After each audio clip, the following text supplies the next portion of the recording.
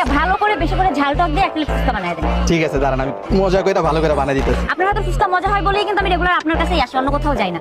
ওকে আপু, দিতেছি। এই লো। না ভাইয়া, টকটা একটু মজা পাচ্ছি না। ফুচকাও মজা না, টকও মজা না। কি হয়েছে ভাইয়া আজকে? আচ্ছা আপু, আপনি 2 মিনিট দাঁড়ান, আসলে আমি আজকে ম্যাজিক মশলা আনতে ভুলে গেছি, তো নিয়ে আসি, তারপর আপনাকে মজা করে বানাই দিতেছি। ও আচ্ছা, তাহলে তাড়াতাড়ি আসুন ভাইয়া। হ্যাঁ ওকে আপু, আপনি 2 মিনিট দাঁড়ান। ঠিক আছে।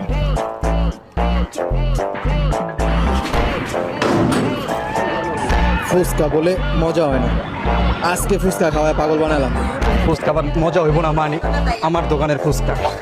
ও ভাইয়া চলে আসছেন। এবার যদি মজা না হয় ভাই, আমি আপনার দোকানে আর কখনো আসবো না। আরে আপু, মজা না হইলে টাকা ফেরত।